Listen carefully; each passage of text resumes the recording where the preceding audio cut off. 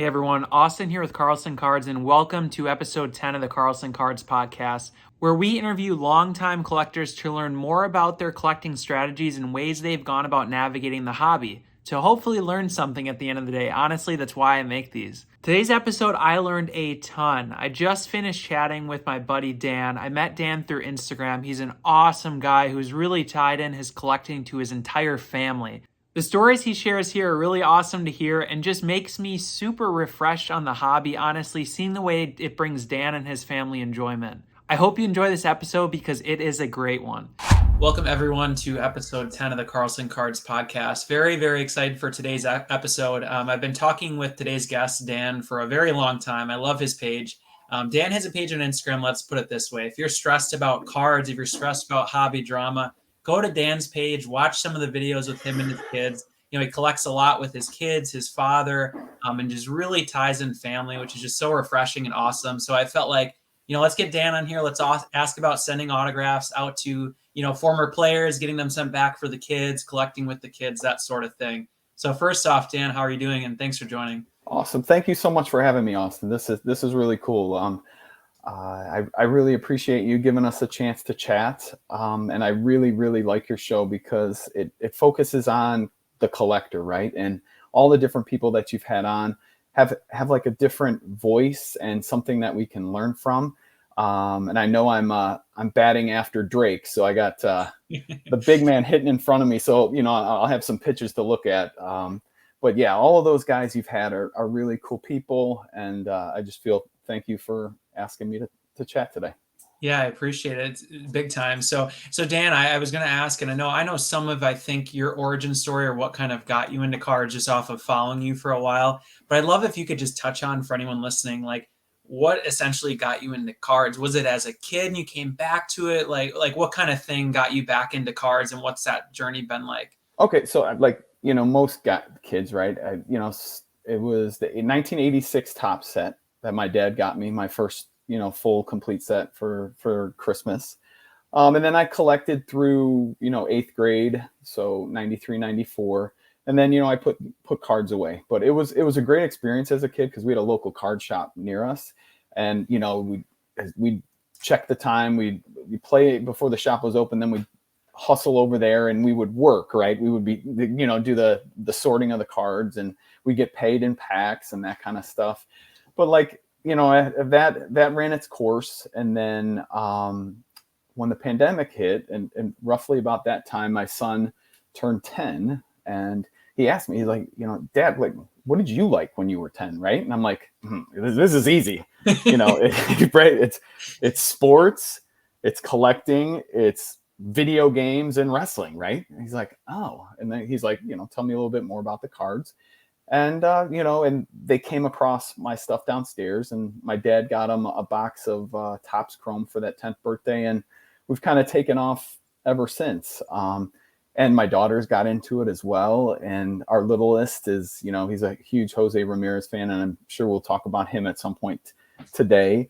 But they've launched me back into it, and we, like a rocket ship, we've dove right into it, and it has been a blast. So that's awesome. And a question I have, in regards to, like, my wife and I obviously looking forward to starting a family, having kids, that sort of thing. Was it something that you expected, or were you surprised by how quickly they jumped on this? It sounds, which is awesome that they asked you about it, like what were you interested in? But when you explained it and kind of showed them, was it easy? Did they run with it, or did you kind of have to kind of push them a little bit to get interested in it? You know what, they jump right into it, because like my oldest is very mathematical, so like the sorting and the numbers, and like my daughter is very language based, so she loved reading, because they were the old cards, right? It was roughly 86 to 93, heavy junk wax era stuff, but they got a kick out of it. And then they would flip through, and then they would find the Indians cards, right? And they're like, and then it started with like the history of the ball club, right? And that looped my dad into it. And like my dad would tell them stories about different ball players and that kind of thing. And so one of the days we were cleaning up our storage, and I knew the stuff was up there. And I knew at that point too, that, it wasn't worth the millions that we thought it was going to be. Right. But they brought the stuff down, and they started flipping through it. And for them, what was the 1985-86 backup Mariners first baseman? Like, did that mean anything to them? So we were trying to brainstorm, okay, what could we do with these to make it more meaningful for us, right? So they dove right in, and Austin, there were probably 5 monster boxes worth of singles cards, because back in the day, I was a set collector. Like, I wanted to complete sets, right? So we had duplicates and that we trade with the buddies and stuff. So from there, they're like, okay, what can we do with these? So then they started sorting them by teams. I'm like, so then they had these different stacks and different teams, and they isolated the Cleveland cards, and they're like, we're going to keep these. And so what should we do with these? Thinking. And at that point, like, I was learning through podcasts, right? From I think the first podcast I came across was Mike Summers' Waxpack Hero. Like, he had just come back in. He was kind of telling me like what parallels are and inserts and all of this different stuff. We didn't have any of that kind of stuff.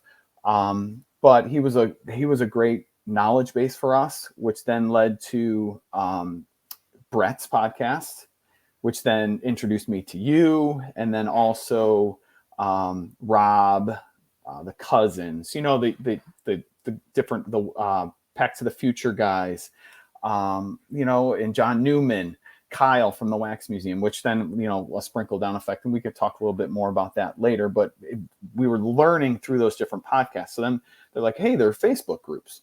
So, okay, we'll jump into couple different Facebook groups, and we posted a few different things. And we learned that, there were like team collectors, especially from, Kyle would talk a lot about team collectors. So like, okay, so we threw out a post. Hey guys, we have 500 Red Sox cards. We have 600 athletics cards, that kind of thing.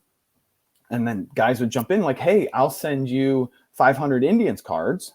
Wow. For your 500 Red Sox. We're like, cool, and me as a kid thinking like, oh, when you would open up packs, you'd be super excited that you might get one of your team, right? But when the kids would go to the mailbox, they'd get a box of 500 of our team. You know what I'm saying? So like, that was really cool. So then we were able to swap out almost, I would say probably close to 14,000 cards and make them all Cleveland players. Wow. And then the whole sorting thing started again, because then they started sorting them by player.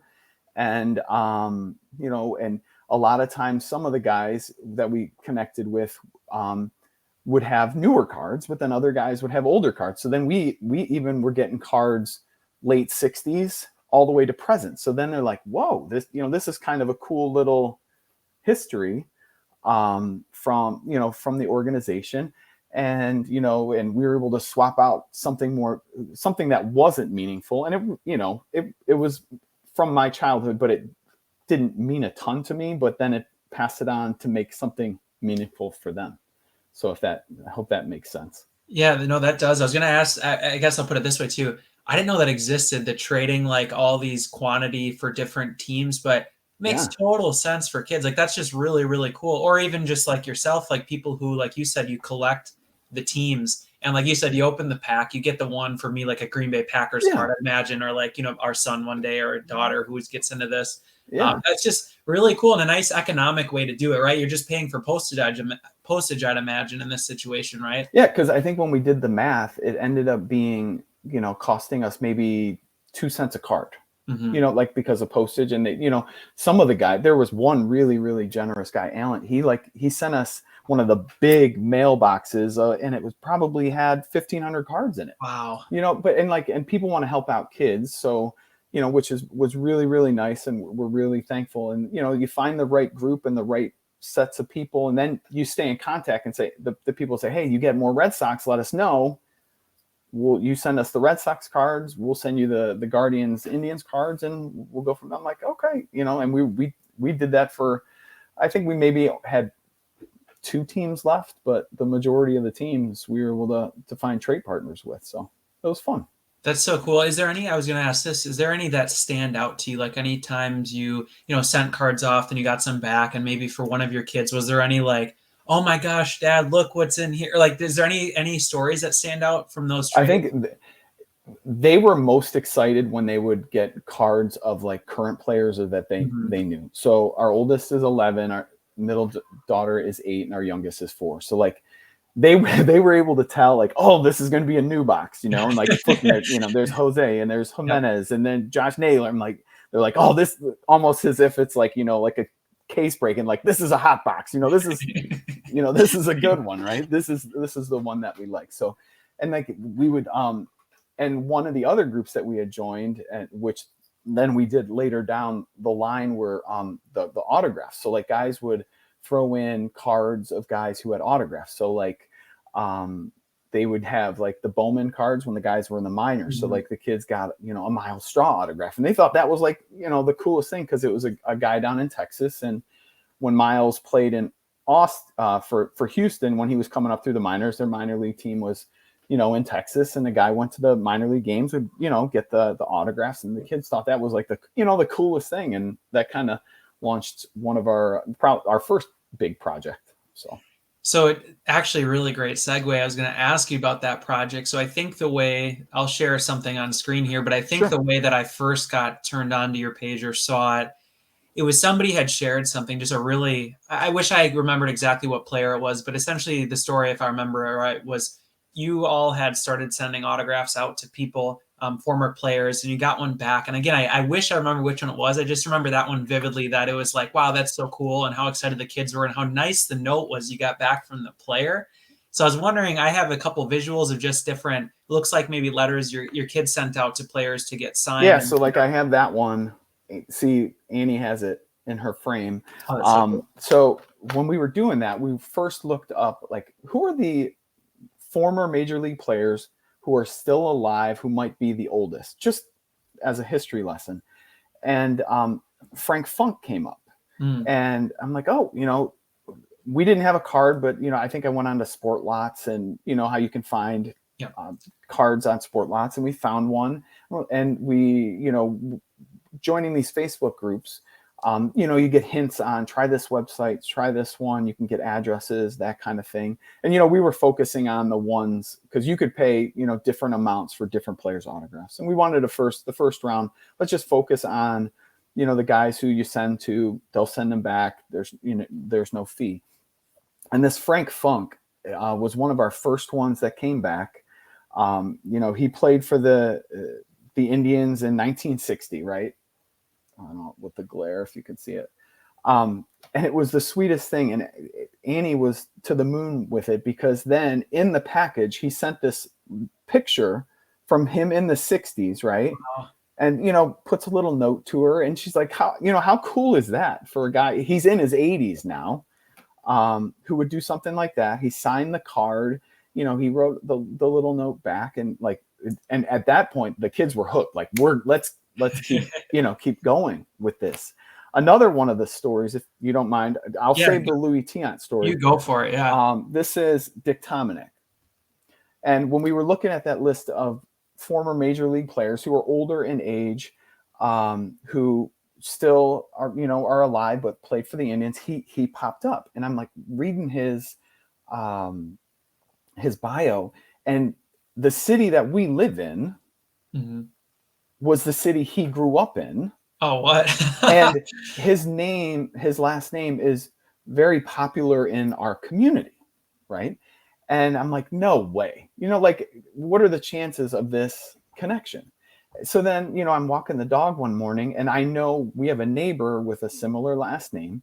And I'm like, by chance, is there some sort of relation, to him? And he's like, oh yeah, that's my Uncle Bones. I'm like, the kids like almost fell over, like, wait, Uncle Bones? He's like, yeah, we used to catch the train and go down to the ballpark, watch him pitch. And, he still lives in Avon Lake. I'm like, no way. The kids are like, they jump at like, can we talk to him? Where does he live? Can we talk to him? Which, that's, a big league player. So we sent one to him, and, he was polite, and he sent one back, but the kids thought that was the coolest thing. Like a big leaguer, living in who grew up, went to high school in our community, played in the big leagues, and then came back and settled here. How cool is that? Right. So, yeah, exactly. It's like, what are the chances? And I can only imagine them, every kid's got that dream, right? Like, you're playing baseball, I'm sure they're into sports and whatever. And then to know that there's someone from your area who did it, and also is kind enough to send a letter back. I mean, that's just the coolest thing. Yeah, and that's what they, because we play wiffle ball out front, and the neighbors will walk by, and they're real kind. And but when he said, "Oh yeah, my Uncle Bones," the kids are like, because like you read it on the back of his card, it's like, yeah, nickname Bones. So it's like, how awesome is that? No, that's So, so cool. I was so gonna ask one question there, Dan, sure, regarding this too. And if you have other stories, I'd love to hear them after this question in terms of autographs. If somebody's listening and this sounds really cool, they have kids and maybe the kids aren't even in baseball, maybe it's football or whatever, yeah, right? yeah. How would a person go about getting started doing the way you did it, where you sent the autographs out to former players? Will you have any tips for them? So the first tip, there's some like TTM groups to join that we joined in Facebook that helped. And if someone has any questions, that Austin, their field, they can send us a message. We'll be glad to help out. And there are a couple different websites. The sportscollector.net is a really good one. It's probably in the hobby the most worthwhile $12 you will spend for a year, because it's a crowdsourcing website where people share their wins. They're like, hey, this one didn't, got kicked back, that kind of thing. And we got a lot of them from there. And then my son ran with it, and he has a huge database of probably 700 former Cleveland ball players. I'm like, okay, that's a good one. That's a good one. That one, and then we'll go back and check, like, maybe, because some of the guys, they'll sign for a little bit and then they'll stop and then they'll sign, you know what I mean? So like that sportscollector.net is gold if they want to do this. And you could sort by team. You could sort by year. You could just look up different players, but then it also, for like current players, they might have like what they call like a private signing, or even Hall of Famers private signings. And we did that for one of my dad's former favorite players, Albert Bell, had a private sign, because he didn't sign a lot as a player. And you could send off that way, and those always cost a little bit of a fee, but we went the route of no fees, and it'll show you on that website, or you can ask the groups in the Facebook group. And like I said, anybody who's interested, want to get into it, we'll be happy to help, because it really is a lot of fun, because the kids at this point have a 2-row box of autographs, and we'll go down, we'll flip through them, and hey, remember this guy, and like one of the other funny stories is, and if you don't mind, No, you feel free. Let's hear. So one of my dad, when we first started this, he made a list of players that he really liked. And my dad's 75. We're a baseball family. It's just, it's our summer hooga. It's our thing. And he made a list. And, of course, he had the Mickey Mantles and the Bob Gibsons and, those guys on his list. I'm like, Dad, I don't know if we're going to be able to, to pull those off. But then he had other players. And one of them was Sonny Siebert. And Sonny Siebert pitched here in Cleveland. And, we sent away for it. Mr. Siebert was kind, sent it back. And we had, my dad opened it, and he's like, he's sitting there, and, like I said, he's in his 70s. He's not one of those grandpas who just shares out. Right. And he opens, he's like, Sonny Siebert, I was at his no-hitter. I looked at him, I'm like, Dad, you never told me that. You know what I mean? And like, he's telling, and like the kids are like, huh? You were at a no-hitter? And I'm like, and I'm looking at him, I'm like, part of me is like mad at my dad, right? Like, why, how could you never have told me this? But then also like the connection between the generations, right? And the kids are, look at him like, no way. And now like he's sharing more, which I think is good for him. And, he's connecting with the kids this way. And I think another one, it might be pinned on our Instagram page, is a video of him opening up a Rocky Colavito rookie card, which meant a lot to him, because I think that was who my dad's favorite player was. And Rock's in his 80s now, but and my dad has those 2 cards sitting on the top of his dresser. So it's little things like that. That's so awesome. And you mentioned the word hygge, I think. Hygge. It's a Danish. It's a more of a wintry thing. My wife Emily likes winter, cozy, warm, fireside kind of thing. So we inverted it. We do winter hygge, but our summer hygge is, the fire pit, listen to the ball game, have Tom Hamilton on. We kind of flip it that way. That's awesome. And weird connection. So I studied abroad in Denmark. I don't think I told you that, but no. That word, I saw it, right? You had sent me a couple ideas for thought starters, and that I saw that word and I was like, that's so cool. I mean, it's funny, the connections, like that's just really neat. And I love that word and like the mindset, like you said, of, you know, if family, spending time with family, nice, warm and cozy. And that's what I feel from talking to you and seeing your page. So I just appreciate that. And I hope, again, like I mentioned at the beginning, anyone who's listening, go check out Dan's page with his family. It's so awesome and exciting. Thank you. And then I don't know, I know you have the Louis Tiant one up there. So like I said, we were a baseball family. And, you know, it all probably started with my grandmother, and my grandmother lived to be 90. She lived in her own house. And, you know, she'd scoot her chair over, watch the ball games at night, you know, all the way to the end. And she got to experience especially those, the wave of great teams we had in the 90s that won the Central Division, went to a couple World Series. But in talking to my dad, I learned more that Louis Tiant was her favorite player. So the connection in that way, to that card, knowing that, you know, picturing my grandmother, even, you know, in her 80s, we would take her to the ballpark. She would sit, she'd love watching the game, you know, because going to a baseball game, it's a sensory experience, right? Like the sights, the sounds, the smells. It's just kind of, you know, I remember going to the ballpark and falling in love with it. But then like having this Louis Tiant card is like a kind of like a small connection to my grandmother, and connecting it to my dad and to me and to my kids. So that was a special one when we got, those are cards, you know, we talk about cards that aren't ever going to go anywhere. Even though, you know, it's not the most valuable card we have, or there is, but, you know, to us, I can't even put a value on that one. So then, you know, Annie sent that. The two notes that you have are ones Annie sent. And, you know, when I'm old and gray, being able to picture, you know, her 6, 7, 8-year-old handwriting, you know what I mean? Because I saved all of their handwritten notes, you know, and be able to flip through that kind of stuff. No, it's so cool. I love what you're building, because it sounds like to me, and I'm really feeling it from talking to you, that you're building something that can be passed on to their kids and then their kids and then their kids. And that's really cool, because it's not just cards that like you guys owned, you know, you have a huge box of jumbled cards. It's like, no, these are cards that we put the work in. We sent letters off. We were, you know, grateful when they came back. Like there's gonna be so many stories. That's just awesome. Yeah. So those two, that we shared are probably the big ones. But like I said, if people have any questions, we'd be glad to help. Awesome. Appreciate it. So Dan, I'm going to jump over now to the first of your Mount Rushmore. So for Dan's Mount Rushmore, an idea he had that I actually thought was really neat.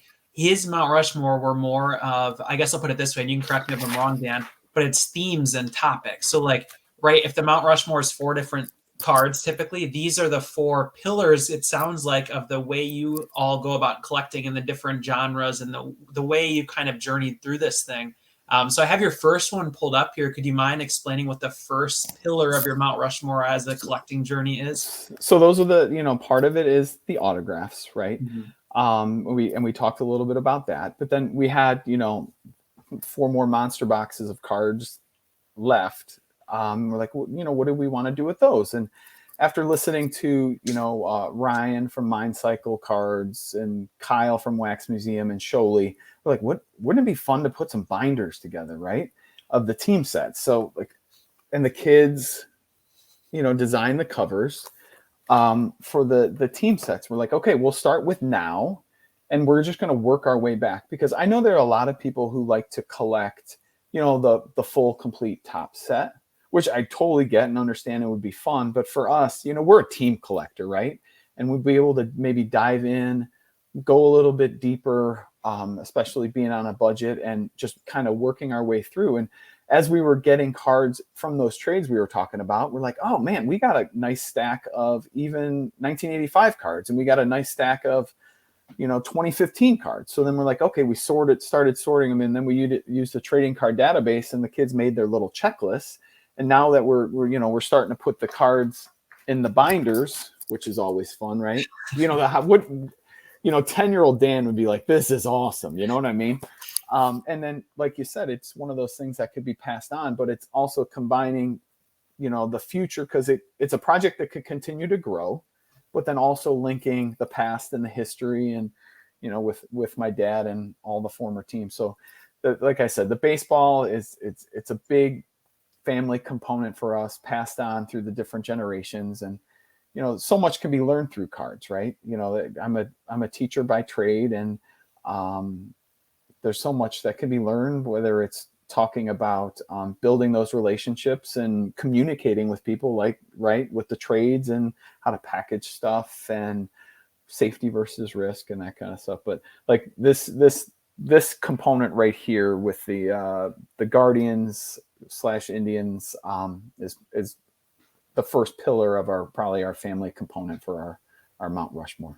That's really awesome. And you touched on the teacher part. I was going to ask if you didn't bring it up, because I feel that from talking to you, and I'm sure your kids enjoy the fact that you're a good storyteller. You're good at, teaching them things and showing them things. And this is a topic that I always kind of wondered interviewing people. I've had people with tech backgrounds, with maybe more of like manufacturing, with people who are now teachers. Is there something from your career and working life? Like, is there anything that comes to mind that has really helped you when it comes to growing this collection with your kids? Anything that comes to mind? So I think one of the big things for me, like,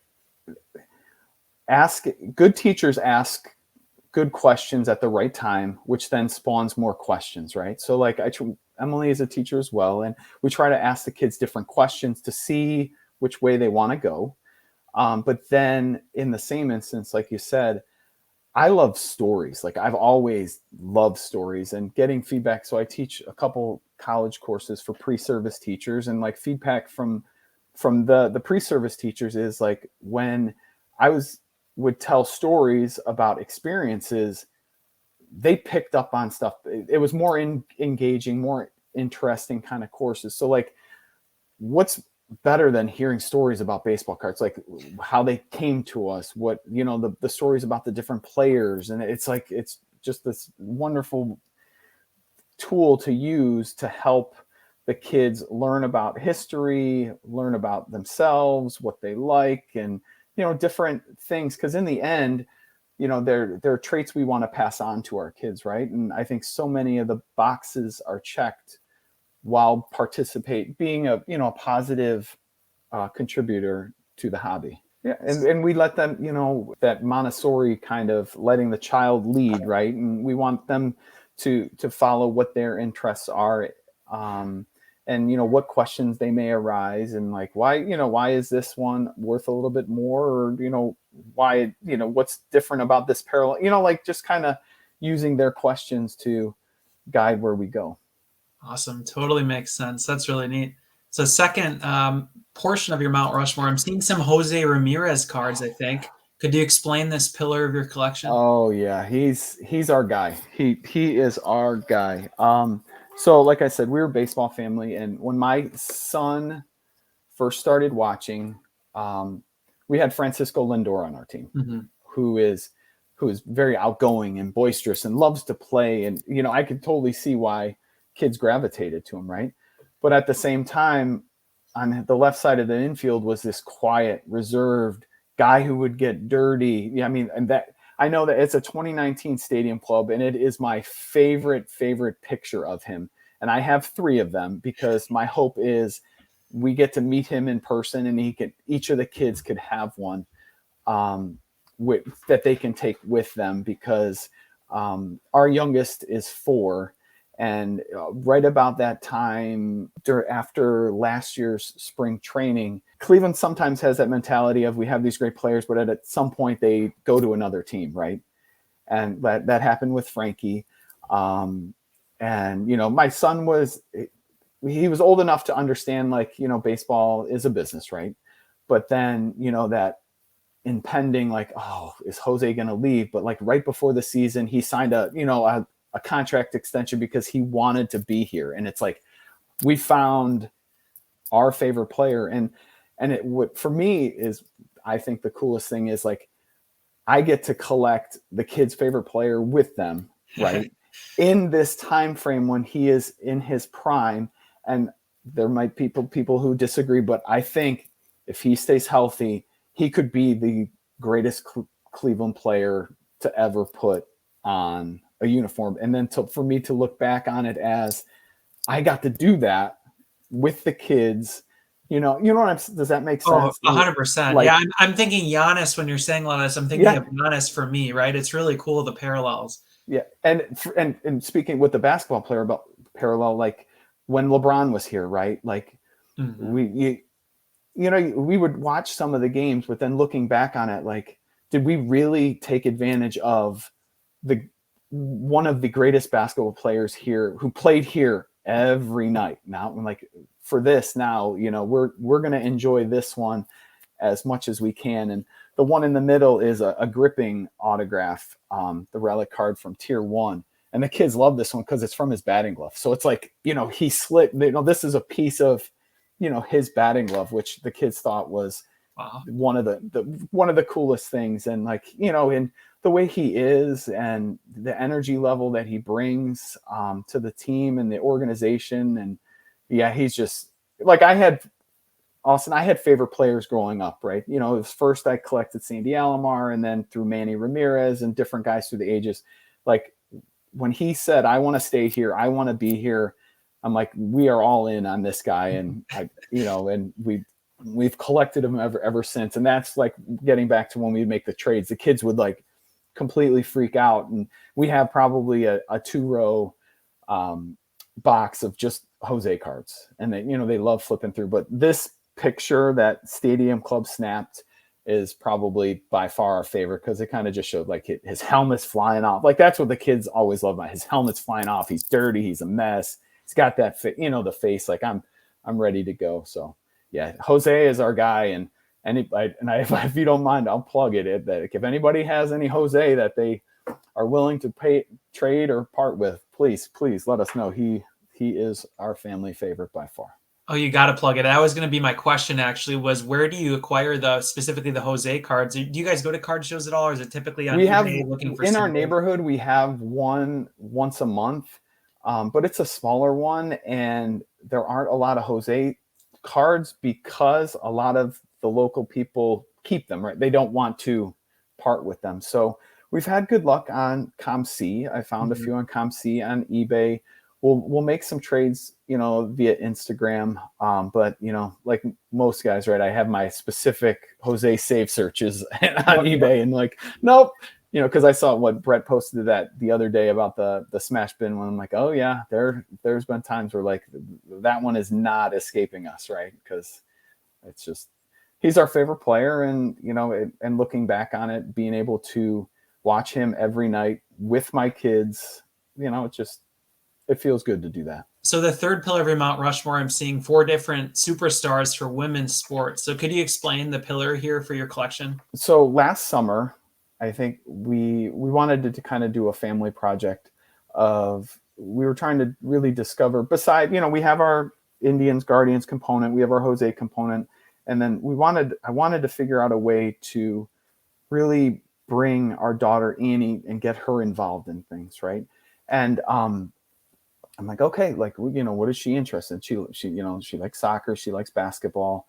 We watch tennis. So like, what if we started taking a look at female athletes like that she could look up to? And then like, why don't we make some of these videos? And we did. And like each day for the summer, last summer, Annie would pick a female athlete she was interested, do a little bit of, that's the other teacher component in me too. Like she's got to do a little research, think about it. The different people, and those were the 4 when I talked to her. These were 4 that were her favorites, and are incredible female athletes, and our goal was to find that intersection of great at what they do on the field, but also are awesome off the field, right? Like all the different things Sue Bird does, Diana and Megan and Serena, about being an advocate for females. Like I'm like, this has got to be another component to how we collect. And it's also a good learning lesson for our son too, so that he sees that as well. It's not just males on cardboard. There are these fantastic females that both boys and girls could look up to. And we got to make sure that we have to have a strong pillar for that. And, growing up as a kid, those Sports Illustrated for Kids cards were some of my favorites. Like when the magazine would come, that would be like the first look, like who do we got? And that's funny because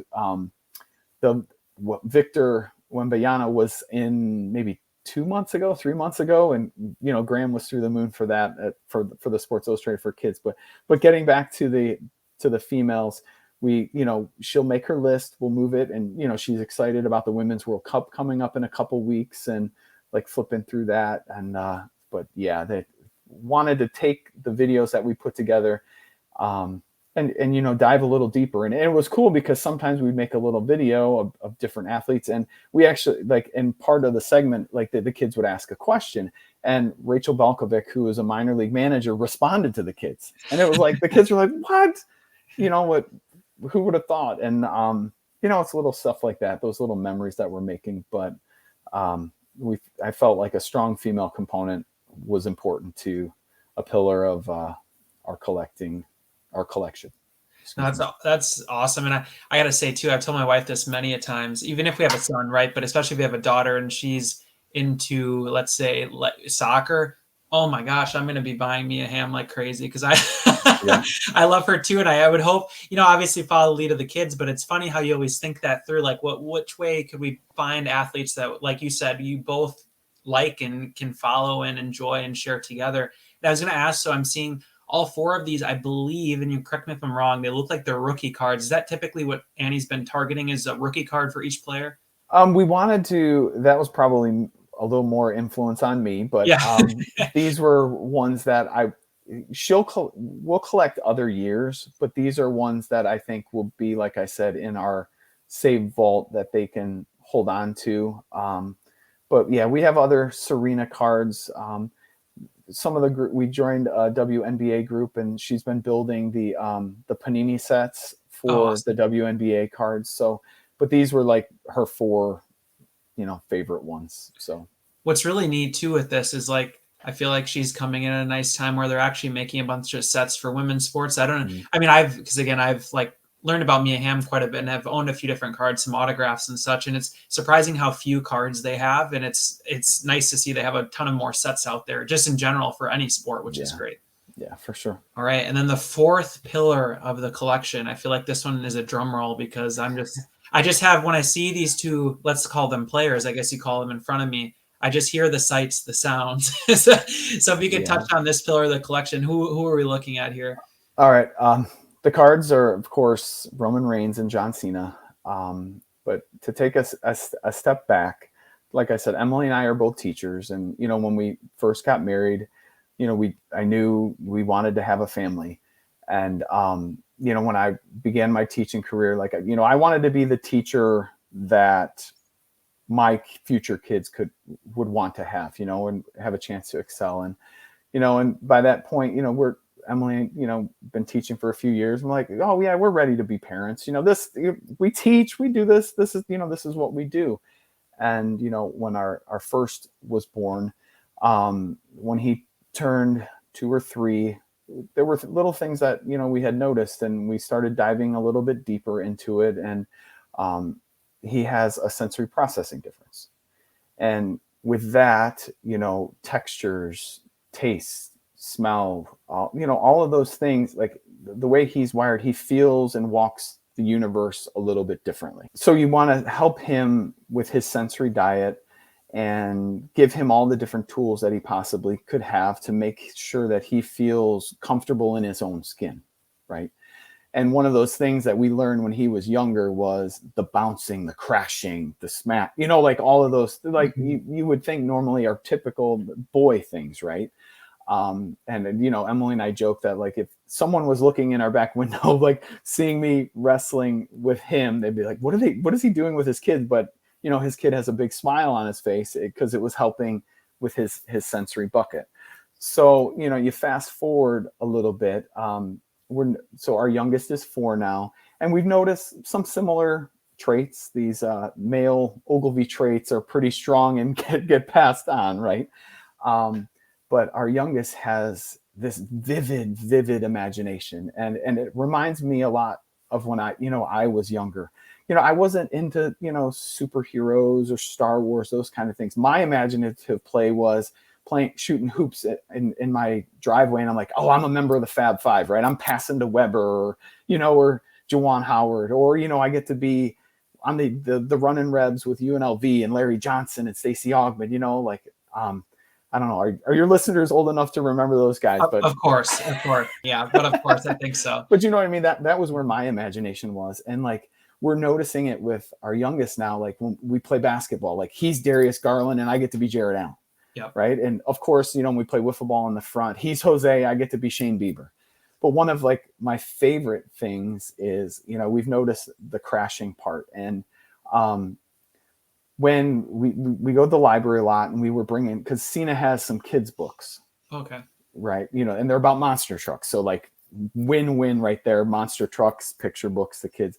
And, they also, because they didn't know of him as a wrestler, right? They knew him of, all the Make-A-Wish things that he does and how wonderful, like, because part of me, he's like a real life superhero, right? All of the good deeds and things that he does. And when they found out, like, oh, he's appearing at WrestleMania, we gotta watch this. And I'm like, 10-year-old Dan's like, yeah, I'm gonna, for sure. If you want to watch WrestleMania, I'll watch WrestleMania with you. And he happened to be the first match. And the kids, win or lose doesn't matter. Like, they thought it was the coolest thing because like he came out with the kids. I don't know. Did you see any of it? Yeah, no, I did. I'm not a big, I follow wrestling, but I won't say I watch every match, but I follow it. Yeah. So like he came out with a huge group of Make-A-Wish kids, which was the coolest thing. And, like he came out and the kids thought it was great. And we're like, okay, we took the youngest up to bed and I was ready to turn off. The kids are like, what are you doing? I'm like, what do you mean? We're like, we want to keep watching. And then, Bianca Belair came out because she had all these young girls dancing with her and Rey Mysterio, so it kind of snowballed from there. And going back to my son with his huge imagination, like the days that followed, he's like, look, we got to go do WWE, right? We got to go WWE. I'm like, okay. I know like that at those different components, it's like he needs that sensory part of his diet. And he's like, and he gets on, he's like, I'm John Cena. Well, let's play his music. I'm like, okay, we can turn this into, my wife's going to kill me, but what? So we play his music and I'm like, okay, if you're John Cena, who am I? He's like, he thought about it and he looked at me and he's like, you're Roman Reigns. I'm like, you mean the head of the table? I get to be the tribal chief, and his little story, those are things like I'll always kind of remember. So I'm like, I got to get Roman cards. And Cena's also a big component of it because we go back to that Venn diagram that we did of, people who are great at what they do and helping other people. Like I said, Cena's a big component of it, but being able to be, in his imaginative world and be a part of it, those are little things that I'll hold dear to myself, that in his little world, daddy can be the tribal chief, you know what I mean? And, and it's not, I don't think it's a bad consolation prize. And, we'll have a little component of WWE cards in our collection just because of that. And the kids, we started watching a little bit more, baddad.com over here, but we went to the first live show and the kids, they thought it was great because like there's a storytelling component in the sounds and the music and all of that. It's, it's a show. And, that it's become a bigger pillar now with the kids showing interest in it. And I have to say, I have to give a hat tip to Drake because that Roman Reigns card, Drake parted with it to help us because he knew that, with the kids and stuff. And then Drake also connected to me to the guy that got the John Cena card. So, it kind of comes full circle with that, for the kids and meeting these wonderful people in the hobby, right, that help each other out, and how wonderful Drake was, because I know it was an important card for him, but he also knew that, he was helping, my kids and what they're interested in. So then, we got these two, and then, we found a Becky. And so this is another little side conversation too, that we're trying to complete this championship set.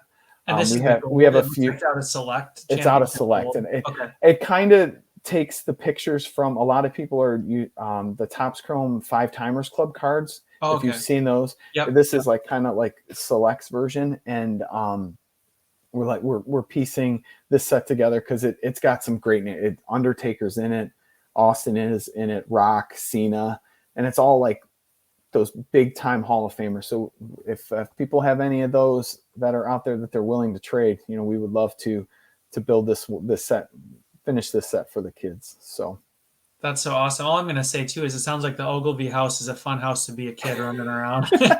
Austin, when mommy's not around. There you go. I suppose that's an added side note, but so I'd imagine as a teacher, you get the summers off. So a lot of these memories are they coming in the summer typically? Yeah, we get to do a lot of that, especially like the ones down going to the ballpark, going to the different shows, where, it's a different schedule. And that's also part of the reason too, when I decided to go into teaching, because originally I was into business, but I coached for a long time too. I coached soccer for a long time, and being around kids, and I always wanted to have a similar schedule, and that's what drew me, and to be with Emily as well, because she was so wonderful with kids, and we met doing a rec program together, and wanted to enjoy our summers with our kids. So, that goes back to, I think, one of the posts that I talked to you about was one called The Yellow Space, and it's off of I kind of took a twist on a Tim Urban from Wait But Wise post on one that he called The Tail End. And in his story, he talked about his experience with his parents. I kind of flipped it on